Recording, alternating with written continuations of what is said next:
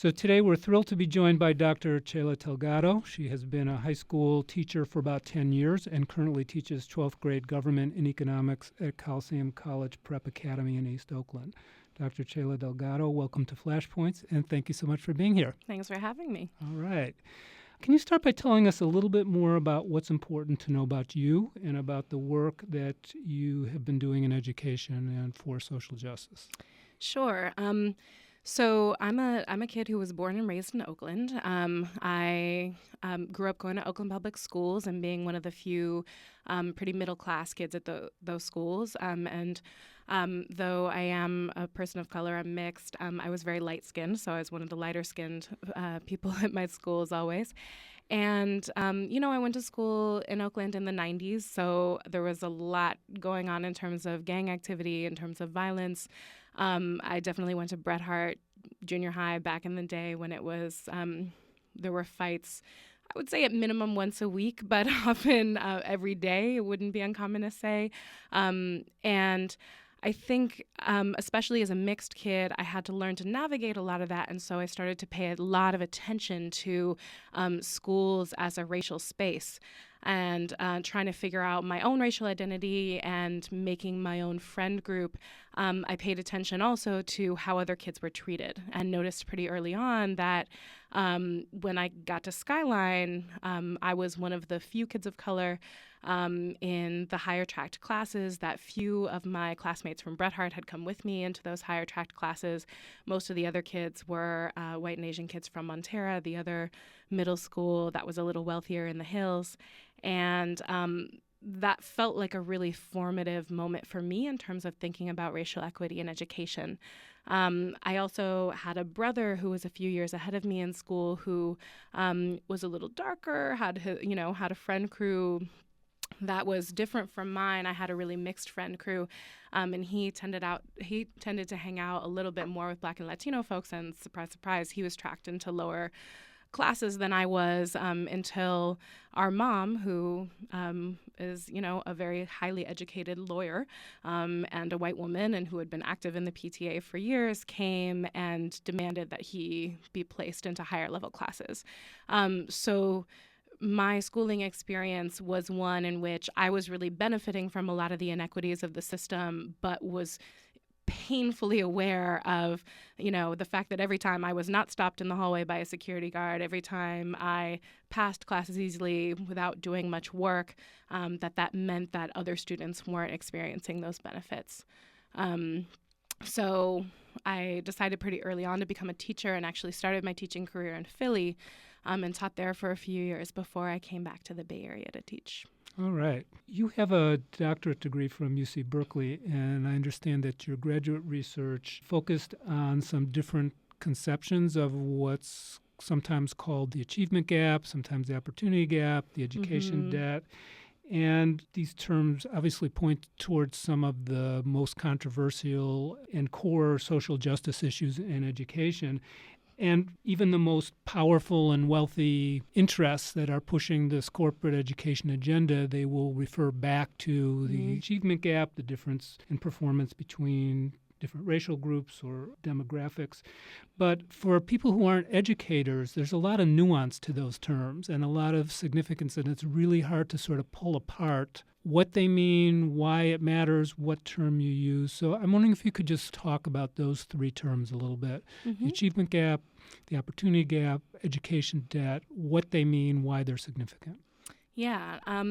So the achievement gap is a term that's been around for a while, and I actually looked really hard to find the origin of it, and I think finally, I didn't, but a woman named Laura Jones, who is a historian, presented at a conference last year, and the first use of it that she found was in 1956 in Washington, D.C., in the Evening Star. It was an article entitled "School Probers Told of Lag in Negro Learning, D.C. Survey Shows Achievement Gap in Senior Highs."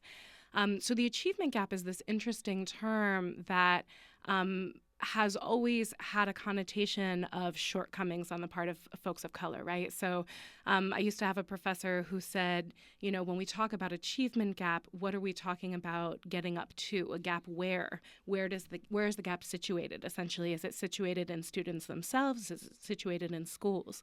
And that question comes up a lot among educators in terms of what term we do choose to use when we're talking about racial inequities in education. So there's achievement gap, which is a very mainstream phrase that was incredibly, wildly popular several years ago. It's still used today, but it really sort of had a heyday in the late 2000s. It was being used everywhere. It was in Newsweek. It was in sort of a lot of mainstream publications. And part of that is because under No Child Left Behind, it was the first time that every child in the United States was really taking the same standardized tests across the board. And so we finally had data in which you could really compare. You had disaggregated scores where you could compare the performance of racial groups, which has been, frankly, a blessing and a curse, I think, for kids of color in the United States in public education. But so the term achievement gap, when that data really began to come out in about 2007, 2008, people freaked out. Parents of color were really incredibly upset at how schools were underserving their kids, and people who had never really paid attention to education began to pay attention and, frankly, began to take opportunity. But before I go on with that, just a word about the opportunity gap. Most people attribute it to Dr. Asa Hilliard, who's now passed, but it's the idea that it's not a gap in achievement, it's a gap in opportunity, that kids of color are simply not given the resources that, across the board, kids of color get sort of less prepared teachers, get less resourced schools. And so when we're asking them to then perform on par with their white peers, we are not giving them a fair shake because they're not starting from the same starting line of the race. And then the term educational debt is one that Gloria Ladson Billings, when she was president of the American Educational Research Association, coined, in which she really brought in the idea of structural racism in how kids are performing in education, and that we need not be talking about an achievement gap, but rather an educational debt. What do we owe to children of color? And she very much talked about the fact that desegregation has always been an unfinished project. We never fully desegregated schools, and in fact, now they're more segregated than they ever have been. But it's this, we at times have looked to schools to be the great equalizer. It's the primary vehicle of meritocracy that's talked about in the U.S. And in fact, schools don't generally fix society. They're a reflection of society. And so when we expect schools to do the work that we haven't done in other areas, and schools to make up the gaps of poverty, and schools to make up the gaps created by structural racism, it's an unfair ask of the schools, and it's really an unfair ask of the kids. Anyone who studies the achievement gap basically knows that it's 50% there when kids start kindergarten. So it's about reading levels, where kids come into school and who has time and space and language to read to their kids and teach their kids, stuff like that. But there's also what's called a racial residual.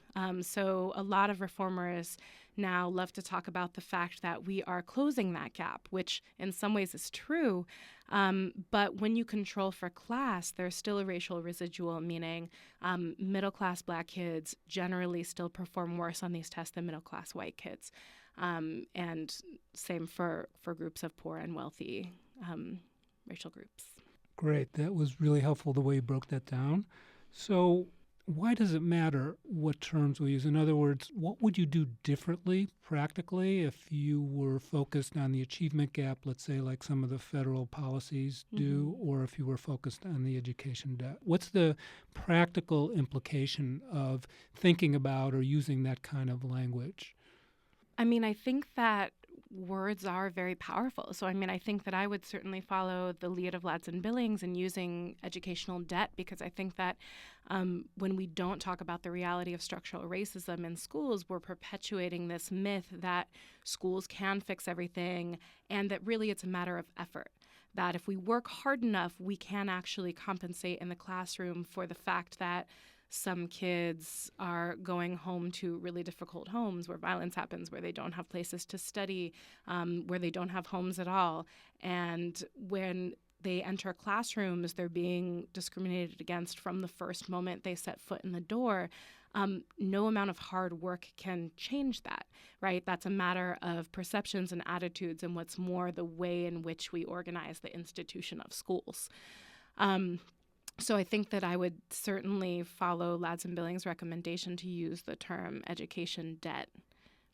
We are spending a lot of time on our Flashpoint series on education, looking critically at what we're calling the corporate education agenda and at how it actually is worsening in many ways educational inequity. But since you are a high school teacher, I would like to actually focus a lot of our conversation today less on that corporate education agenda and more on what a social justice education does look like or could look like in schools. And we certainly can reference the other as a contrast, but I'm interested in some of the promising kinds of things teachers are doing or educators are doing or could be doing. So just to introduce it, in a traditional classroom, Paulo Freire, the famous Brazilian educator, talked about the banking concept of education, where students are relatively passive. Knowledge is being poured into their heads by teachers, and the knowledge is disconnected from students' lives, realities, communities, and struggles for social justice. If we walked into those kind of classrooms, we might see the endless cycles of you read the book, hear the lecture, memorize the facts, take the test, those kinds of things. What do we see differently if we walk into your classroom? What does it look like, sound like, feel like in a class where a teacher is working consciously around social justice? Well, I hope this is what you see when you walk into my classroom. But I think that, Gloria Ladson Billings also wrote about culturally relevant education back in 1996. And I think that a lot of what she wrote, people sort of think of specifically as having to do with race and culture, but really can be more broadly applied to the idea of a student-centered classroom.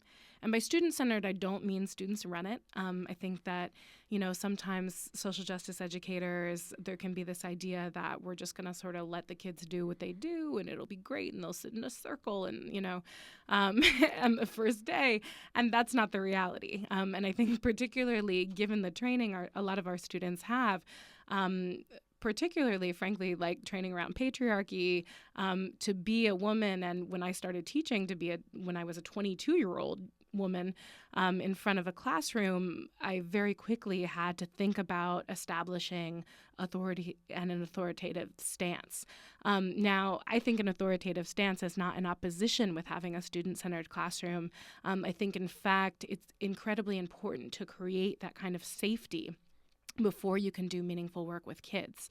When I was at June Jordan School for Equity in San Francisco, we spent a lot of time talking about the idea, Franita Ware's idea of being a warm demander, that it's not just get your homework done. It's I care about you, I know hard things are going on at home, and you still need to get your homework done. And I think that having a student-centered classroom in which students are allowed to share what's going on with them, but also held to a standard of academic rigor is what I strive for. I think a lot of folks, especially when they want to have social justice classrooms, really struggle with that idea of rigor because we so associate it with tests and drill and kill and banking. And I would argue that, I've seen social justice classrooms that are incredibly rigorous. Today my students, had a discussion in which they had to, every single student in the class spoke. They had to use evidence to support their ideas, and they began having to argue a particular side of the argument, pro or con. And then in the end, we abandoned those stances and talked about what we really believed and thought. And so that kind of process where we're going through the sort of the academically rigorous piece of having students use evidence, read news sources, use multiple sources, use evidence, determine what arguments can be made on which side, and then really be able to discuss what is meaningful and relevant to their lives, I think is the mark of a socially just classroom. And it becomes incredibly important in those moments to have a student-centered space in that, as I'm grading my students for participation in this discussion, it's extremely relevant that I know who are my resource students, who are my English language learners. The fact that it came out in the discussion that we had a student who had a family member who had committed suicide as a result of cyberbullying, which was the topic. We had students in the room who basically initially at the beginning of the discussion thought that it was sort of kind of a white suburban girl issue, cyberbullying, and it had nothing to do with them. And through the discussions, it turned out that, several of them had incredibly negative interactions online and hadn't really thought to question what that meant or the impact it had had on their lives. And so I think that it's taken me a lot of years to figure out how to have that kind of balance, and I'm still working on it, of course. I do not by any means have it fully figured out, but that's what I really try to hold in my classroom. And I also just want to mention, as someone committed to social justice education, I think that, the teaching population is still 90% white and female nationally, and as our student population, in public schools is and continues to be majority kids of color, I think that it can feel really intimidating to come into a classroom and feel sort of stymied about how you can do social justice education when you don't have that kind of natural identity connection with your students. And I want to say, despite being a person of color, despite being from Oakland, there's tons of things I don't share with my students, right? I was raised middle class. I was raised with a lot of privilege. I'm queer and I'm out to my students. There's a lot of separation in our lives. And I think that a lot of the models for social justice classrooms that I saw when I first was figuring out my own pedagogy were men of color talking about how they related to their students and how they shared elements of their students' lives. And I think it's taken me a long time to figure out how I can have my own style of social justice classroom. And I just want to say it's possible, and I've certainly seen white teachers achieve it. I think there's also a lot of questions about whether white teachers can hold that kind of space for kids of color, and absolutely they can. They have to work on it often harder, but they can. I've seen, I saw that at June Jordan. I see that at CCPA, my current school, and I think that for folks who want to be social justice educators, really looking for those models of people who are doing that work, who maybe you can relate to and you can see yourself in is really important. Mm-hmm.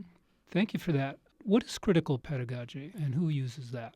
What is critical pedagogy? That's a big question. We're trying to deconstruct some of the jargon because for listeners that aren't educators, a lot of these terms get thrown around. So part of our goal here is to make some of these terms a little more accessible to non-educators. Okay. Gosh, I'm not sure what other people would say critical pedagogy is. Well, everybody uses it differently. Yeah, I think for me, critical pedagogy really means a teaching and learning style where there isn't a question that already has an answer. And so what I mean by that is, 9 times out of 10, if you're writing a question on a test or a quiz, that there's a right answer. There's a right answer you want from your students. And I think that in critical pedagogy, we are trying to ask questions with our students in which there isn't actually a preconceived correct answer, right? That we are authentically doing the work of trying to figure it out. And I think that that's something that, when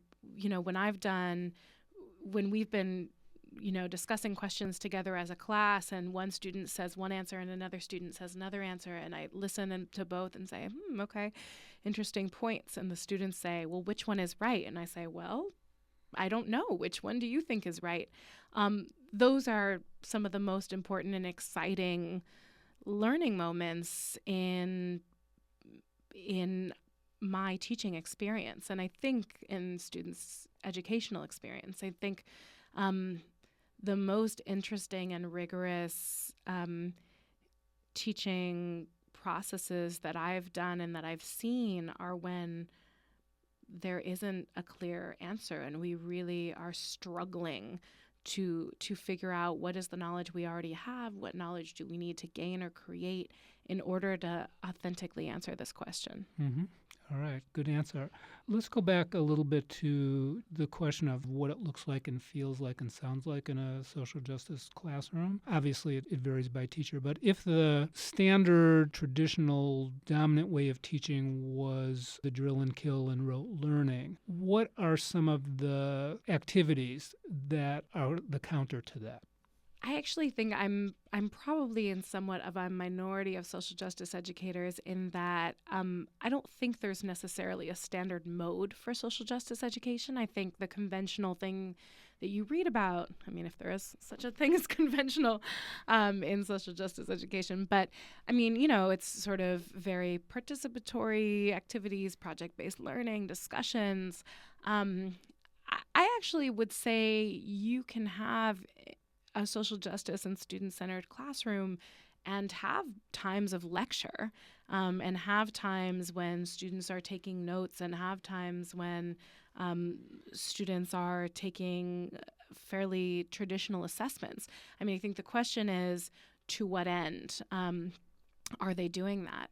At June Jordan, one of my colleagues, Katrina Traylor, did a lot of work with students around teaching them very directly about the idea of stereotype threat prior to taking standardized assessments, right? So Claude Steele, who is a psychologist, did, I think in 95, first began publishing work around the idea of stereotype threat, which is that when students of color in particular are confronted with standardized tests, their performance on those tests is not an accurate reflection of what they actually know. Their performance is a reflection of their perception of how kids of color are supposed to do, right? And so he did these tests with, in terms of race, he did these tests around gender and found similarly that if you gave a test, a math or science test to women, they would underperform on it, despite actually having very comparable levels of performance in other areas with their male counterparts. But that if he said to them, this is a test that has been specifically designed to eliminate gender bias, then the women would perform on par and even outperform their male counterparts. So at June Jordan, Katrina designed this curriculum where we talked very openly about the idea of stereotype threat. One of our past co-directors, Dr. Derek Smith, who's now at USF, introduced the curriculum of using the matrix at the school. So we watch the matrix every year and talk about essentially the system being the matrix, right? And the system can mean a lot of things. It can mean racism, it can mean patriarchy, but it can also mean sort of testing and how we have to perform on tests. And that essentially you have to look underneath the questions and think about who's writing the question and what answer did they want you to give. And we also brought in mindfulness. And so before the standardized tests, we would do a meditation in which students thought about what they were good at. And so they had to visualize what they were good at and imagine themselves doing it, whether that's cooking or singing or playing soccer or whatever. And that was a way that we were trying to grapple with this reality, right? That I don't believe in standardized tests. None of those teachers really believed in standardized tests. And there is currently an opt-out movement, which is really exciting, around standardized tests. But in that moment, we felt that not having students take the tests, knowing that they would have to take them eventually, was not doing right by our kids. And the best we could do was to be really honest with them about, are these tests gatekeepers? absolutely. And we're going to do our best to show you the size and shape of the gate and who's guarding the gate so you know how to get through. And I think that can be an incredibly important way that traditional, sort of more traditional looking pedagogies in classrooms can actually be, exploded from the inside depending on how you contextualize them with students. Mm-hmm. Thank you for that. So you've actually started to the next question I was going to ask you. I'll see if there's anything else you want to add to it, which is moving from a single teacher who's using a social justice pedagogy to an entire school that might choose to be a social justice type school. What do we see at the level of school-wide commitment to that kind of pedagogy? There are educators everywhere who are committed to social justice education. I think that it is incredibly more powerful to have those teachers working together. I think what's tricky is that we're in a political moment in which we're not seeing social justice schools being founded. We're not seeing small schools. We're not seeing teachers feeling empowered to do that work. And that's because of the national climate and because of the attacks on teachers. I would say that in doing that work, one of the things we found at June Jordan that we had to constantly be vigilant about was sort of figuring out a way to be radical and not liberal. And what I mean by that is I think it's very easy as a teacher to enter a classroom and to usually be more privileged than your students, whether by race, by class, by education level, but to look at your kids and say, well, of course you didn't do well on that test. You had trauma at home. Of course you're not doing your homework. You're in foster care right now. Of course, you couldn't apply to that college because you were feeling psychologically overwhelmed by the idea of leaving your home because you support your mom.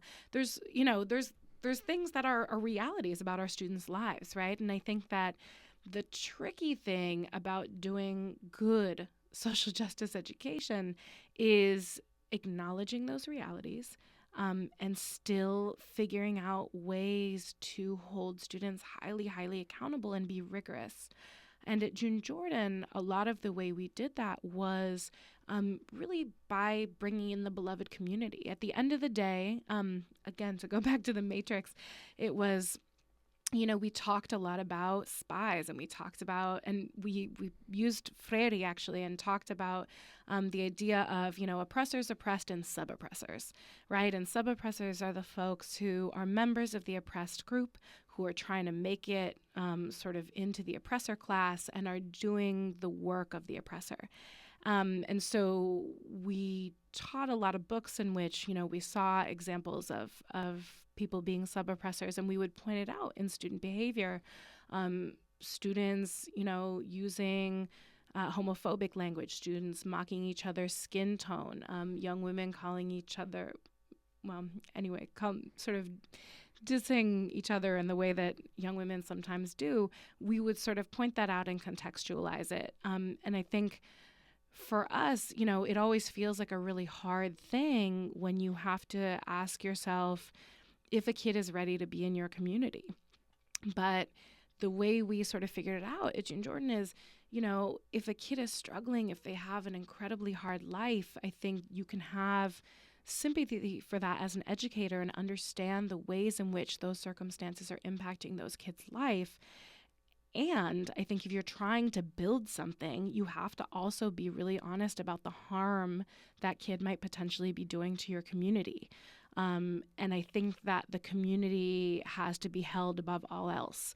Holding a safe classroom, no matter what one individual kid is going through, having a safe classroom and a safe school is the only way that you're then going to get to the meaningful work. And I think that those are the kinds of conversations that we were really lucky to be having at June Jordan because we've been around for more than 10 years. And I think that what scares me about education is that I see young teachers and people who are studying to be teachers politicized around these concepts, and then they enter schools where they're the only ones, right? They're sort of the maverick doing the thing by themselves or maybe with their one other friend, and they're never getting to the level of having those conversations where they actually have to figure that kind of thing out. And, you know, I think that I know a lot of individual amazing social justice educators, and I think as a single person, you can only go so far. And I think a lot of what we need to do as teachers nationally, as social justice educators in particular, I think at this particular moment, we really have a role to play because we're in this polarized thing, right? Where a lot of the corporate reformers have really managed to situate themselves as being champions of communities of color and champions of working class communities.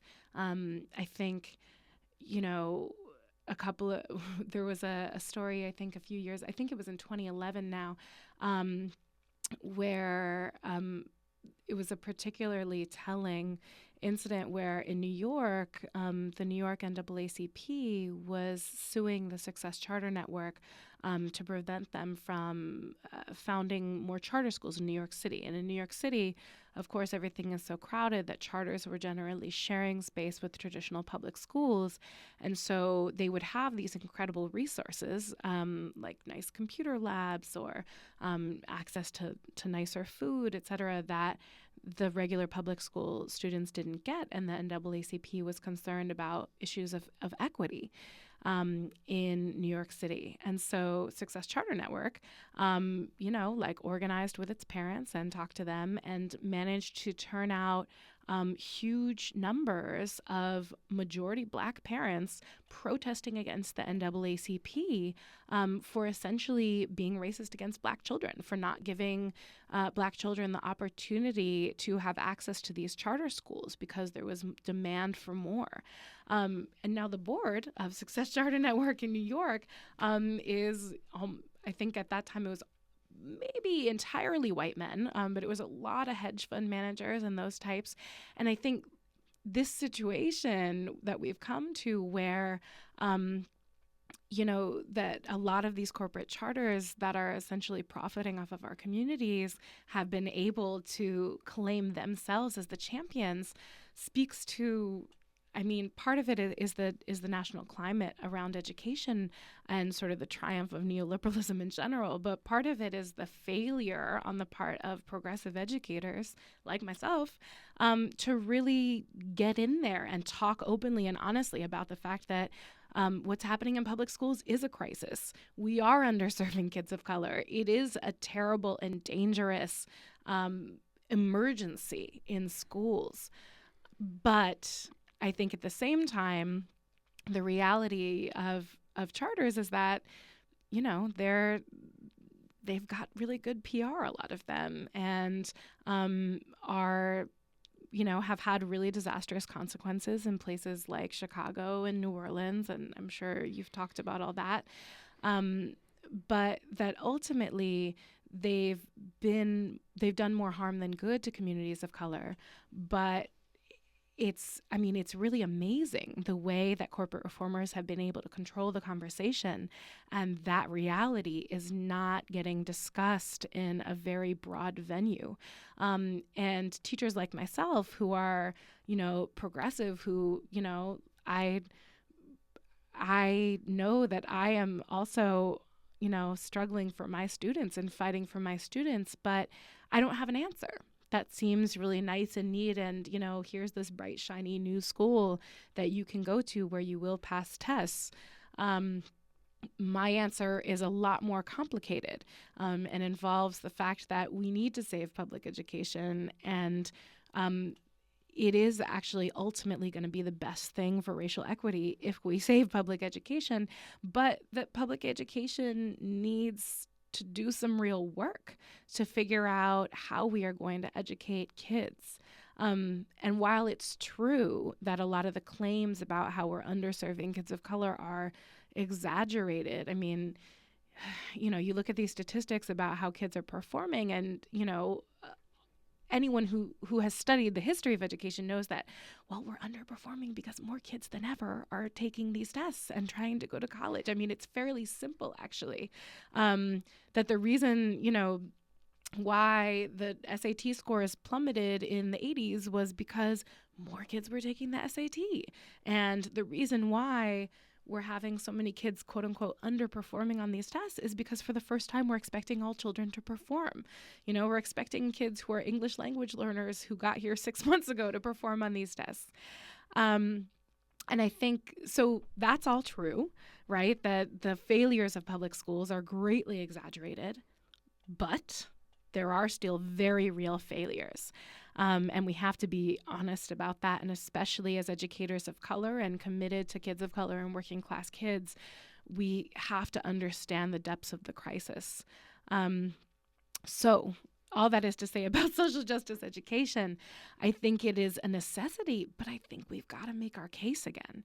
And I think we've got to take back the conversation from corporate reformers who are claiming literally that they are Superman and that they are here to save us. Mm-hmm. Very well said. I don't even want to use the term corporate reformers because I don't really know that they're reformers so much as that they're pushing an education agenda in corporate interest, but they have really mastered and co-opted the rhetoric of educational reform. And so when you listen to it, unlike some other issues where you instantly can recognize that there's a very right-wing conservative agenda behind it that's serving a particular set of interests, it's very hard to tell who's even lined up where because everybody around that corporate agenda is really, they're talking about leaving no kids behind. I mean, who could be against that? They're talking about making sure that poor students of color in inner cities, that we're accountable for those students' performance. So it's very hard to actually see the nuances behind the language.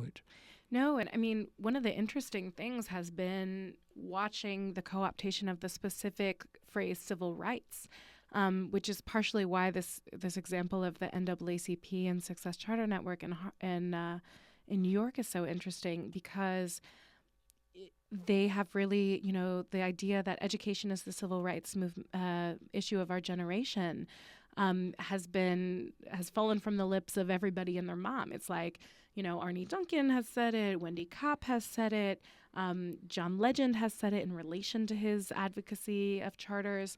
But it's this idea that what we need is, that the civil rights movement that we need now, what we used to need was desegregation, and what we need now is schools that will really serve children of color, and that those are charter schools.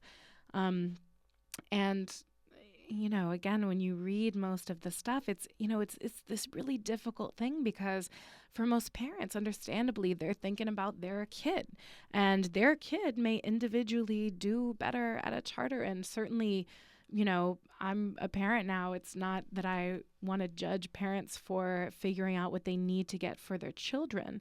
But I think if you look in the broader context of the fact that we have cities really rapidly charterizing, and we know that charters are kicking out kids who are underperforming, who need, special education support, who are have behavioral stuff that, that we're taking in my school and, all the schools I've ever worked at, we're figuring out ways to work with those kids one way or the other. And not that we're always doing right by them, but we are working with those kids, and most charters are not, which is, partly how they are getting such good test scores in some cases, although most of the national studies actually say they're performing on par or worse to traditional public schools.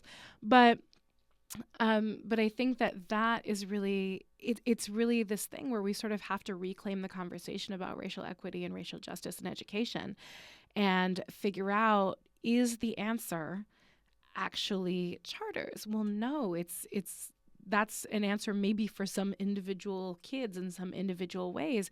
But if we know that really the issue is poverty and structural racism, right, that schools are actually reflecting those broader trends of poverty and structural racism, then where we need to start is not in privatizing education. Where we need to start is really looking at the root of how schools are underserving kids, and then really how societies are underserving kids. I frequently feel, I'm committed to social justice education. And at the same time, it sometimes seems so impossible when you realize what's being put on you as a teacher, that you're essentially supposed to make up for the fact that a kid is coming into your classroom broke and not knowing where their next meal is going to come from, and maybe not fully able to speak the language and not having anyone who can read to them at home. And you are supposed to fix that in the time you have with that kid through hard work and innovation and preparing them for a test? I don't think so. But I think that's what a lot of corporate reformers would have you believe, and it's just not the case. What about Common Core standards, or a more standardized set of standards that has been in the news a lot? Is that a tool or a step towards more educational equity or away? So the funny thing, of course, is that if Common Core existed in isolation from the other social conditions that we live in, I might think it was fine. Some of the curriculum I've seen under Common Core, I think is strong. I think that there's been a lot of backlash around the math approaches in Common Core, but actually, in speaking to some math teachers, I've come to appreciate some of the math thinking that's being encouraged in Common Core. And I think overall it does a better job than some other sets of standards of prioritizing the kinds of critical thinking that I like to engage in my classroom. So if it were in political isolation, I would be fine with Common Core. I think that, the reality is we're not in political isolation, and increased testing historically has not led to any benefits for the students who are not performing well on those tests. I'll think back to the historical example of like the first time that the phrase achievement gap was used in a newspaper. It wasn't used to say we are not doing well enough by our Black students in our newly integrated schools in Washington, D.C. The full title was Negro Lag in schools, that Black students were not performing on par and therefore they had to be fixed. So I think that there's a danger anytime standards are introduced where it's not coming from where are students at, but it's coming from this is where students need to be. Because then those of us working with the students who are, who are the most below where they need to be are having to work harder. Those kids are having to work harder. And they're blamed and isolated when they inevitably don't achieve the standard. I also have a real fear that it's going to be linked to merit pay for teachers. And I think that, again, this is an issue that, especially has been contentious in California because of the recent tenure ruling, right? And I can't believe I'm even using the term tenure because that's not what it is. It's a fair hearing when we are fired. But, it's this idea that that you just have to be able to perform in this way, right? That good teachers will be getting, a certain percentage of students to move a certain percentage in terms of proficiency, right? And the fact that there's difficulties in one student's life and that another student doesn't speak English and that another student has learning difficulties and generally standardized tests are not the best way to display their intelligence. None of those things matter then under a Common Core sort of regime.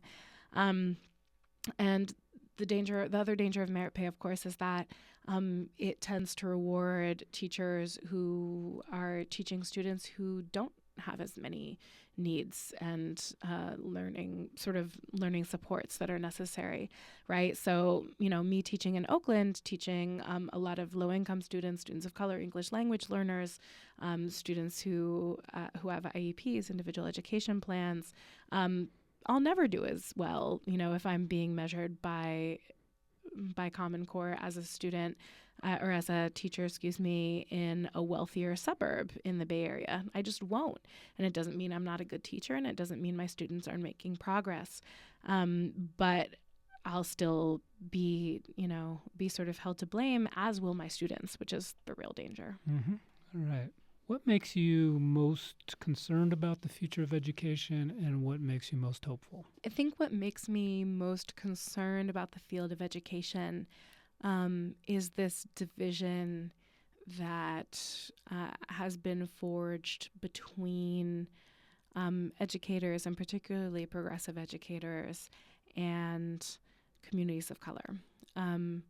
So I think that the corporate reformers have managed to take control of this conversation about education.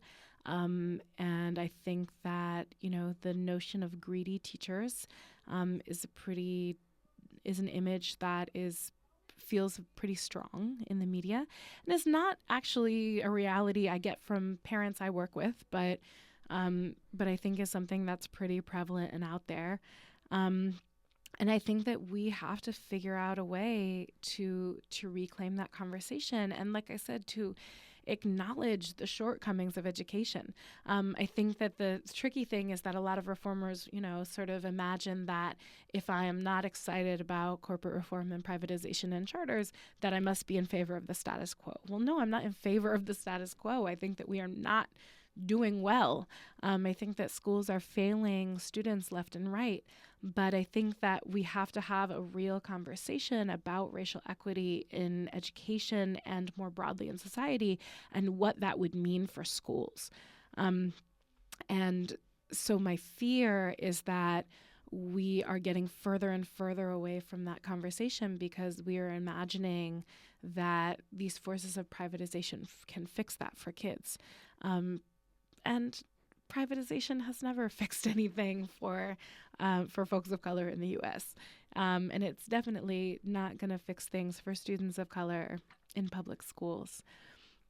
I think what makes me the most hopeful is potential alliances I see. So in these struggles, I think that the Chicago Teacher Union strike was incredibly inspirational for teachers across the country. And I think that the fact that not only did those teachers strike, but that the community really stood with them. And I think there was pretty clear evidence that the media tried to spin things against the teachers, and there was pretty clear evidence that community organizations and parents really came out in support of teachers in Chicago. That was very exciting and inspiring. I think that things are looking really, really bad in Philly right now, but I think that there's been some amazing leadership, particularly from the Philadelphia Student Union there. And they are some of the only they're one of the only youth organizations I've seen to not only have a critique of sort of encroaching privatization, but be able to really balance that with a demand for racial justice in schools.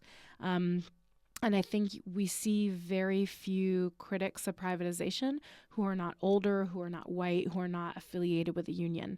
And I think that those of us who are parents and teachers and students who are folks of color who have a critique of the privatization agenda really need to get out there and speak up about it, because nationally there's sort of this, I think the media has really sort of supported the corporate education agenda in portraying communities of color as being monolithically in support of the expansion of charters.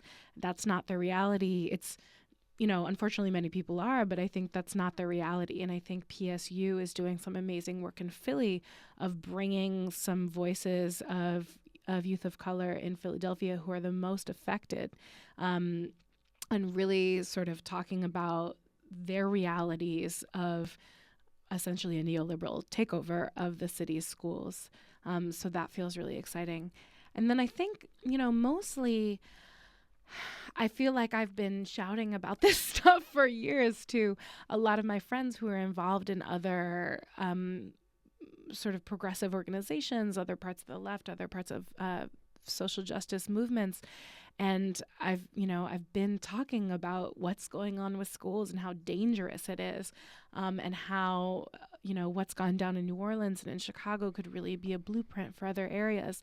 And I feel like other racial justice organizations and leadership are starting to take notice. And I feel like this is a real opportunity to try to step in and lay out the reality of what's happening, because I think corporate reformers are right there to try to tell them what's going on and which way to go and where to land, but we have to be there too.